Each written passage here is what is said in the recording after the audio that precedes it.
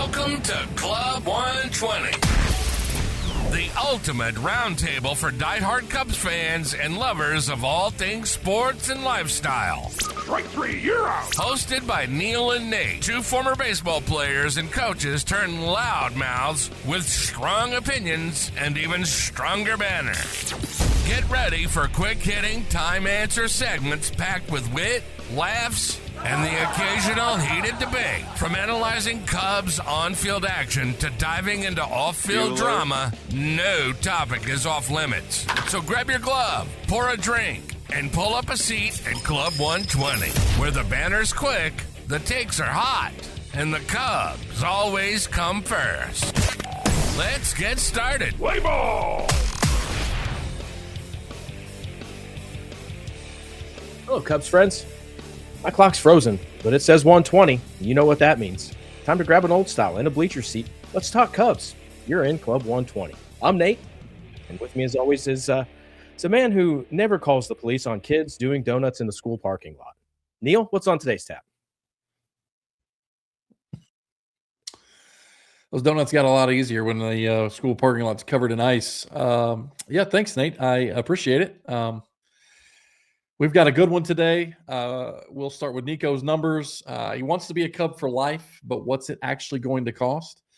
Then we'll head down on the farm with some early prospect flashes from Kipp, Florentino, Wiggins. We'll bring back the bullpen bullies, but no big name closer. So is it bullpen by committee, Craig, or just more Jed Magic and the pitch lab? We'll hit who's the new guy, which new faces for 2026 can really move the needle.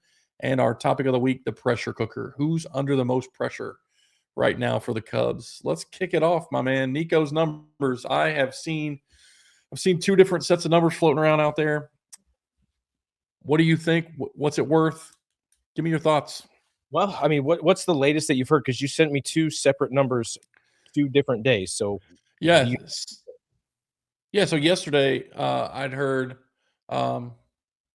See, what was it? 50. No, let's see here. Right, there was a 5 and a 7. And what's then that? Sent me one. You sent me 5 and a 7. So it was 5 for 90. Okay. Yeah, so I heard the 5 for 90 yesterday, and then today I read an article that said 7 for 120. And then I read the details of the 7 for 120, and it's actually 6 with a 7th year mutual option, which I got to be honest with you, I would take, not speaking on behalf of Nico, speaking on behalf of the Chicago Cubs, I would sign right now, wherever it is. If we don't extend Nico Hoerner, I don't know what we're doing.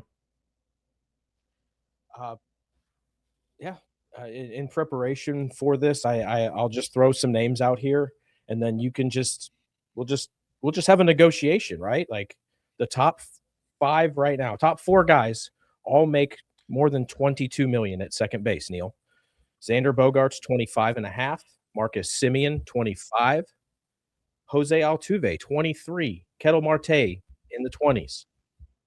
So essentially, what you're telling me, any of those numbers, 5, 6, or 7 years, any of those numbers are coming in at an AAV less than any of those 4 guys, and we're not immediately signing him. You're right. What are we doing? He's negotiating the 5th highest contract. He's not asking for the highest contract. He's asking for the 5th highest contract. And I'm pretty sure he outhits every single one of those guys. Yeah, I think we got to make Nico. Nico is what you want in a baseball player. He's what you want in a Chicago Cub. He is the epitome of Chicago. Like, he puts his nose down. He goes to work every day. He brings his lunch pail. Like, he is Chicago freaking sports. Like, what are we doing? Like, to me, it's asinine that we haven't even crossed this bridge yet. Like, why have we not already signed Nico? Like, why is every time there's some sort of turmoil or off-season drama, why is Nico's name in it? Like, can we just, you know what this reminds me of? There was a College Game Day episode. I don't know how many of you guys are college football fans, but there's a College Game Day episode when they were at Oregon. I can't remember if it was the Oregon-Indiana game. I think it may have been. And College Game Day was at Oregon. And they asked Dan Lanning, they were like, last year, every opening, your name would be floated around. Your name was floated around with every opening. And this year, we got all these openings. We got LSU. We got Ole Miss. We got all these openings. And your name has not been mentioned one time. And he said, because the grass is damn green in Eugene. And the whole panel was shocked. And they were like, why can't more coaches just come out and say that?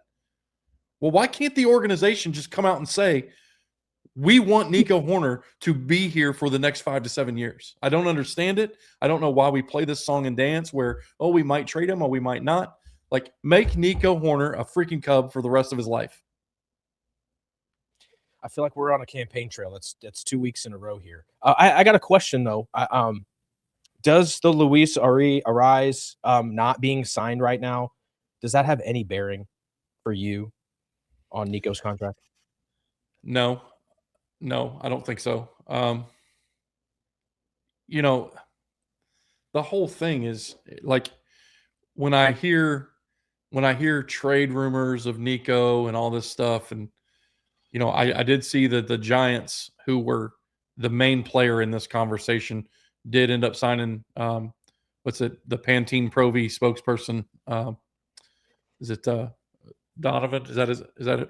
Donovan, yes. Yeah.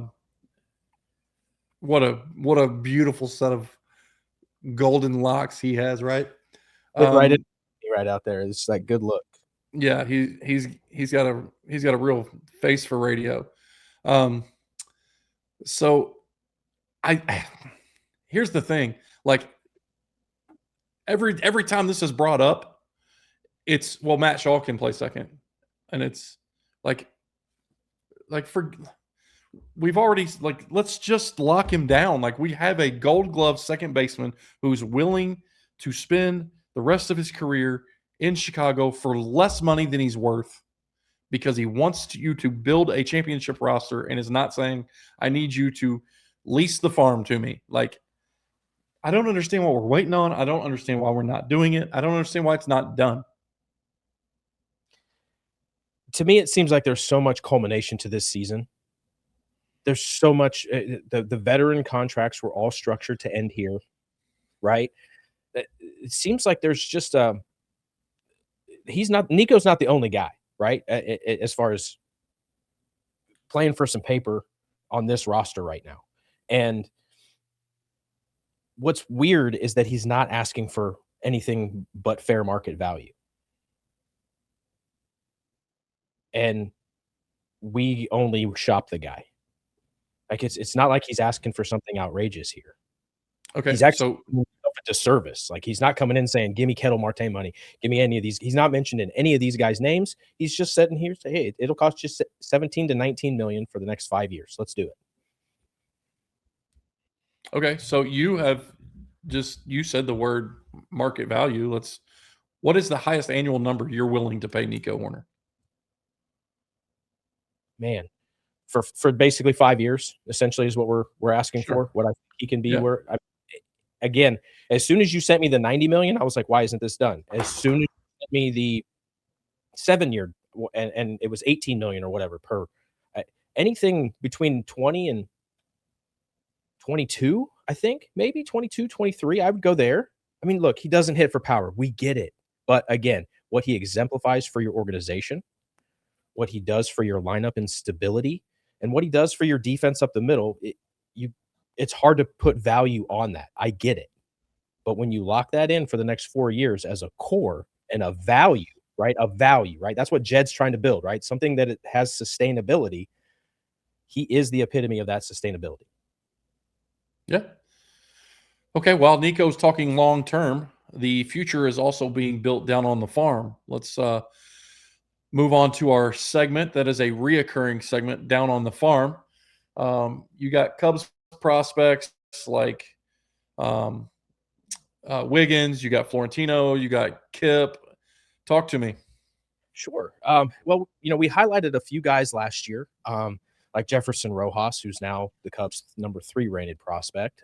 Jackson Wiggins, obviously, is about to kick down the door. So we did some highlights last year, and I figured, maybe we should do some more here as we go through spring training and we lead up to it, because we're going to see a bunch of these guys' names.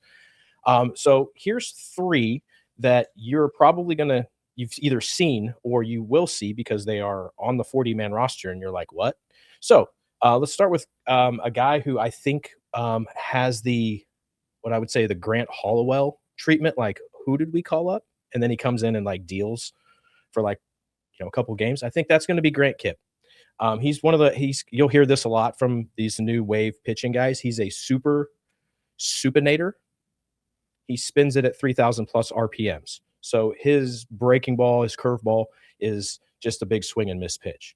And when you're looking for a AA guy, jump into AAA, go into the majors, the fastest way is to miss a lot of bats with a big breaking ball or throw it 100, right?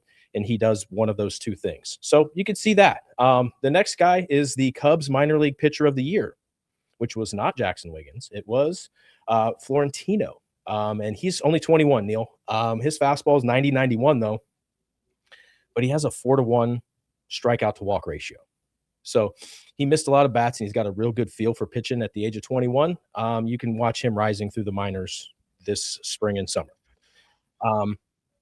The biggest question mark, and I think this maybe has some lean on maybe some Nico talk or middle infield talk, is the prospects that the Cubs have, like Jefferson Rojas. There's another one named Pedro Ramirez, and he is on the 40-man roster because he was Rule 5 protected, okay?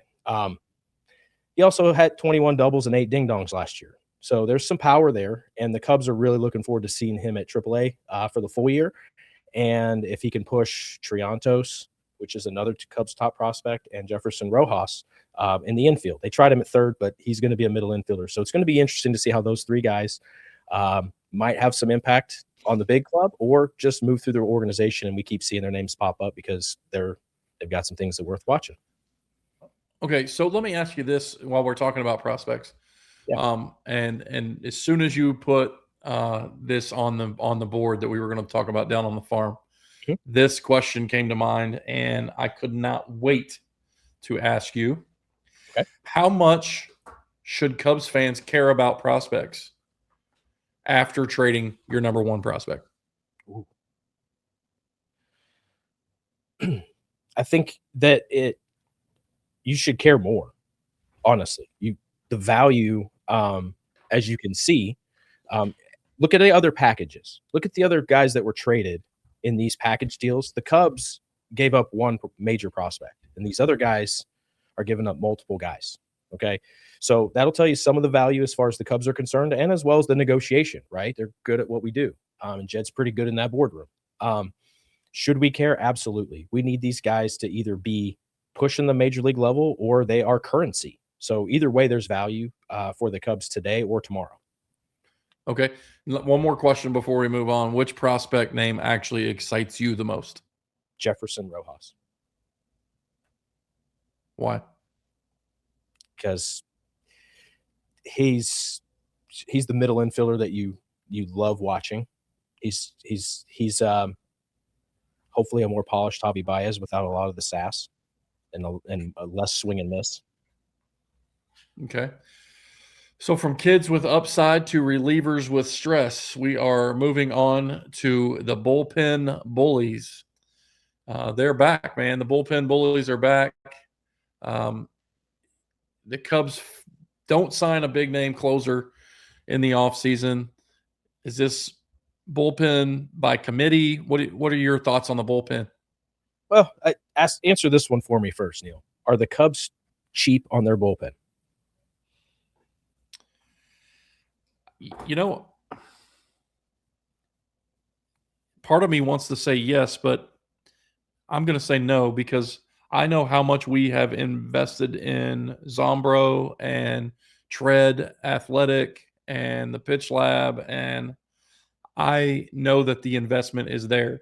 I don't think the investment is there where most people want to see it as far as big name roster payroll numbers, but I think the back end development is there.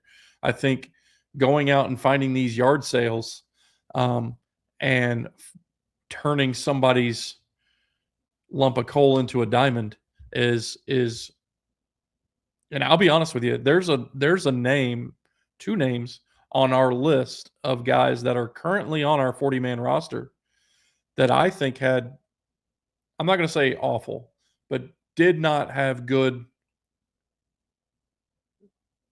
to their standard seasons last year, that I am looking forward to what a full offseason with Zombro and Tread and those guys. One of those is Jordan Wicks. Okay. And the other one is Porter Hodge. I think, and there's more. There's more. There's Ben Brown. There's Luke Little. Like guys that have all been to that level, but just just didn't have enough of it to stay there. Right. And the thing I like about those four guys, the top two that I mentioned in particular, is I feel like they're really freaking hungry. And so I don't know, man. What, Well, so another point as far as to disparage the bullpen by committee or having a big name defined role, we've tried twice, right? I mean, wouldn't Hector Neris and Ryan Presley be considered closer only mentality guys that we brought in and failed at? That's a great point. Yeah. So maybe somewhere between sending Hector Neris packing and, oh my God, we're doing this again with Ryan Presley, they made the commitment to say we're never doing that again. And if Danny or Drew or any of these guys think that they are entitled to the 9th inning, we will send them to the 6th inning for a month until they calm down. And I think they're okay with that. So I don't think they're cheap either. And I think the bullpen bullies and the bullpen by committee is here to stay. So we have to be okay with that. And we're probably never going to see a $9 to $12 million closer hanging out in the Cubs bullpen with a light show and just this 5-year run of dominance where he's 40 saves a season for us. But I do have a philosophy to throw out there for you, Neil. And I think if we embrace this, I think we've seen this, but now that we've seen it multiple times now, I think if we can do this, we can help to identify, maybe see who's coming up next and what we're looking for. So I think we keep 3 every year in a bullpen. And then you change 3 guys out, and then you need 2 kids to grow up. And I think that's how you keep it fresh, because you always have arms with options, and you need that to be the case. You need those arms to have options for injuries and everything else. So the 3 that we keep, Palencia, Thielbar, and to me, I put down Porter Hodge on that list. Now, I think you have him on the I need you to step up again list. And then we changed out Pomerantz, Keller, and Kittredge for Harvey, Maton, and Milner, excuse me. Got to get Holby Milner's name in there.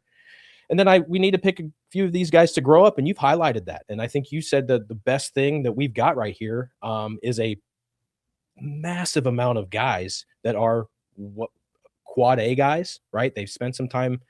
They dominate AAA.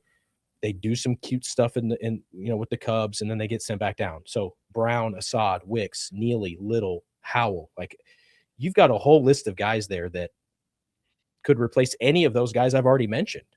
So why would we need a guy with a defined role if all of these guys can get 3 outs at a time? Well, so let me ask you this. Do you trust this bullpen without a defined closer? This is the weird part of the story where I have to say I trust Craig's binder, because that's all we're relying on. It's the matchup. It's whatever that says. So as much as you can say, oh, well, Porter Hodge has the most dominant X, Y, or Z. Well, that's great. He's coming in the 6th inning then, because it matches up against these 3 guys the best, right? And so at that point, you just have to say this is the Cubs' philosophy, and we have to be okay with not having a defined role and convincing those 8-9 guys down there that that's the way it's going to be too, and keeping their egos out of it. Yeah, I think that's something that you can I think it's something you can go rent for a playoff run at the deadline if you think you're really going to make a run at it. I think we did that in 2016. We went and rented a closer. Yeah. And I think that's something that maybe some of that, everybody wants the one more move before it's over. I think not making the one more move gives you the freedom to, at the deadline, say, you know what? Okay, we have identified that we need a closer. We can go rent one. But again, we've talked about this before. What my hope is, that Palencia looks like a different animal when he comes walking through the door in what do we got? 14 days, 13 days.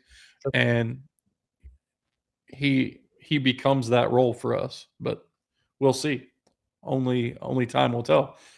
Good news is we only have to wait 2 weeks to find out. That's right.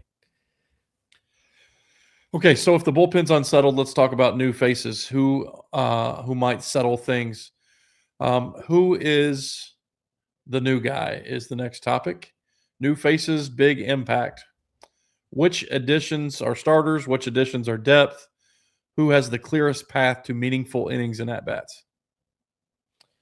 Well, I think we know who Mo Baller is, right? And I think he's the youngest and clearest to all the at-bats. And the Cubs have made that clear. So let's take a look at some other roster spots that might be questionable, or we might see some faces getting some tryouts for. One of them would be the fourth outfielder, also known as the Kevin Alcantara insurance plan, which is being filled by Justin Dean. Neil, do you know who Justin Dean is? I do not. Okay. Do you remember in the World Series when that ball got lodged for the ground rule double and the outfielder didn't reach for it and it stopped the run from scoring and the Dodgers went on to win the World Series? Yeah. That outfielder was Justin Dean. Okay. The game for 1 inning. He played 1 inning in the World Series, and he's basically the reason that the Dodgers were able to win that. So at least he's not going to reach into the ivy. He's got that going for him. Other than that, he's going to be a fourth outfielder defensive replacement, and that's about the impact that he's going to have.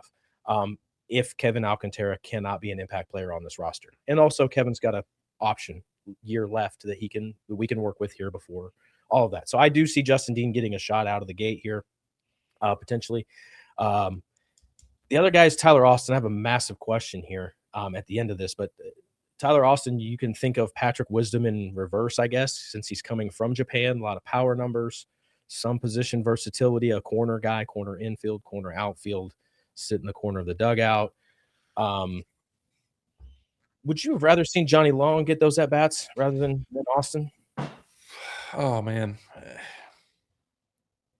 I have seen enough of Austin Long to know that I don't know what I think about him. Johnny Long or Tyler Austin? Sorry, of Johnny Long. Johnny Long, to me, had a really good first half last year. Okay. And it was like, I don't know. He was the prospect that I was really like, I really thought they were going to make a move with him. I really did. He's got he's got a body he's a good sized kid. Like he just, for the lack of a better word, as an old baseball coach, the kid's a donkey. Like, he fits the mold. You know what I see from him, and this is maybe I'm way off, but like I said, I haven't seen a lot. I don't watch a lot of AAA when they're on marquee. I do watch it, but he's kind of got the Kyle Tucker, just like, yeah, he's just always in third gear. Yeah, like I just haven't seen that motor really. Like, gosh, I want I don't know. He hits. Yeah, he does. He does. 308 last year. Minor league player of the year for the Cubs. That when they say that they're going to give Michael Busch, right, full time, and then they go sign this guy for a few mil, to me it says that's not happening. If they were going to say, hey, we're going to give Johnny Long a chance to come up and get that means that we're going to give Michael Busch a chance to play every day. This guy, when you spend millions on a guy like this on a roster that's that tight and money that's that tight, they had an $800,000 solution in Johnny Long, and they spent millions on another guy to do the same thing, in my opinion. Yeah, in my opinion, the other guy is it's a Vidal Brujan, Mastroboni. It's who's the one I'm missing? Not Bodie, because he was there forever, but it's one of those situations where we've signed this guy as a Nicky Lopez last year.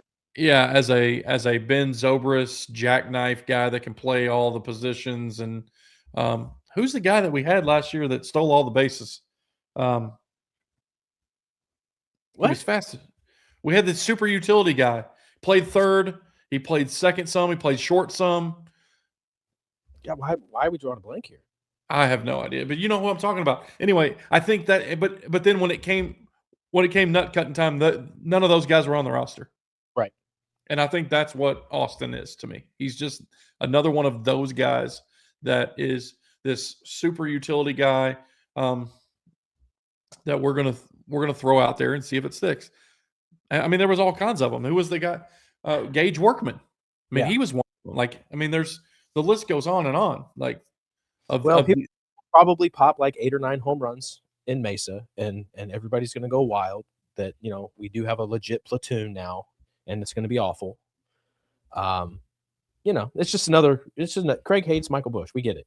It's just call it what it is. Craig hates Michael Busch, but there are a couple of arms that they brought in. We'll see. There's a couple of arms though that we should make some sense of here of the new guys, because they were brought in to do things on purpose. They were hand selected here. Harvey, Maton, and Milner. Let me give you the notes on them. 97 plus. Harvey's a 97 to a 99 guy. He's going to throw hard. Feels like he could develop into a 7-8-9 guy. A lot of swing and miss, a lot of plus stuff. Maton, he's just a high spin guy. He's a high spin guy with like 34% whiff rate. So he's just going to spin it and get him to whip. And then you got Hobie Milner, who's a lefty sidearm Sid, who pairs nicely with Thielbar. And it might mean that we don't need 3 lefties in the bullpen, because those 2 guys can pretty much go 2 to 3 days a week, or 2 to 3 times a week if you need them. So they're all brought in to force contact and miss bats. That's what they set out to do. We lost that with Brad Keller. You lost that with Pomerantz, and they went out and they found that in a couple other guys for a little bit less or better fit for the opportunity, I guess, of what they could sell them. There's also a bunch of guys that they're bringing in right now with non-roster invites, or they're on the 40-man. Heck, there's 2 guys on the 40-man, Neil. Webb and Rollison. Webb had 50 appearances last year, and Rollison had 42. So there's guys at camp that are expecting to make this 26 because they were on a 26 last year, all year. Right. Yeah. There's a lot going on coming into Mesa with 2 weeks to go. There's a lot of guys with a lot of skin in the game right now as far as what's going to come out in the next 6 to 8 weeks. So of all the names, going back to the very beginning of the topic, which new Cub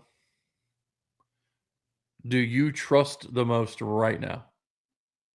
Of the names that I listed? Not just you kind of pivoted and went with just pitchers there at the end. Yeah. I'm talking about from Johnny Long. Mm-hmm. Well, Johnny Long's not new. Let's talk about all the the topic is who's the new guy of all the new guys. Yeah. I'll take the Hobie Milner signing because he's a lefty and he's just going to be out there and he looks different. So he's going to show up first for everybody's radar. So just understand that that's the guy. He's the lefty sidearm guy. He's going to throw like 70 to 80 innings potentially this year if he's healthy. He just runs out there and gets 3 ground balls and he goes and sits down.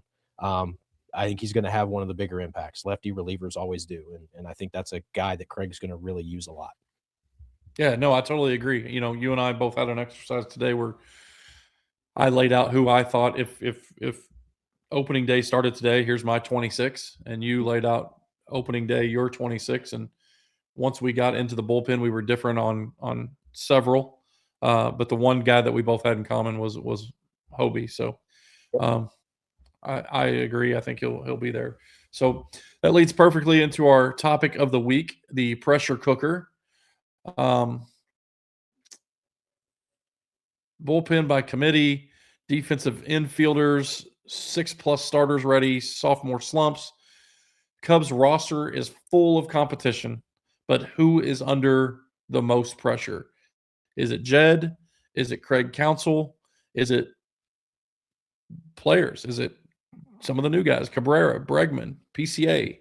Is it some of the, PCA and Happ and those guys returning? Who's got the most pressure right now on this organization? I think that the one thing that Jed's proven to do so far is to tell us exactly how it's going and it's going to be, and then he's gone and done it the last couple of years. And so I don't think there's any pressure there from a Jed perspective. And I think he does a really good job of perspective for the players, and understanding what's coming in here. We don't rarely see a lot of guys coming in here and whining about the role that they don't have or that they wanted, right? I think, Neil, this falls solely on Craig. I think the players are going to play. Slumps are going to happen. Guys are going to kick a ball here or there. The wind blows out. It's Wrigley. The pressure's on Craig. It's the binder. It's the doctrine. It's selling grown men who make millions of dollars on a vision for how they can potentially be the best version of themselves to serve the best version of the Cubs. And that's ultimately the hardest thing to do anyways, right? Up front. But in a team that has basically all its veterans up for contract renegotiation,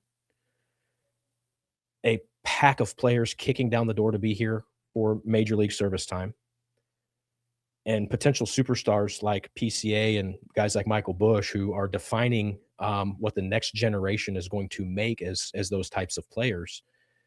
This is a massive year for Craig Counsell, and believing in the doctrine is going to be the only way that he's been able to do that. So I think that's where the pressure lies 100% right now is Craig and that magic binder, just all the scenarios and everything else, and just letting it flow from there. Yeah, I don't disagree with you, but I think that the pressure's on Jed. I think you said it last week that if the Cubs do not win the division, that this season is a failure and that Jed's gone. And I think while Craig does have a lot of pressure on him, because I do think that this roster is 100% built for success now. It is built to win right now. And I think if anything is standing in the way of that, it's probably Craig. I also think that the problem with that is either scenario, it's on Jed.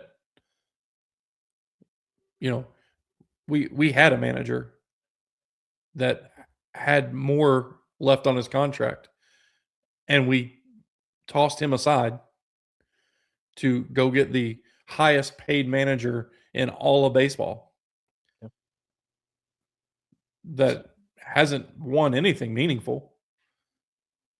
And then so that's, to me, if Craig Counsell fails, that's on Jed.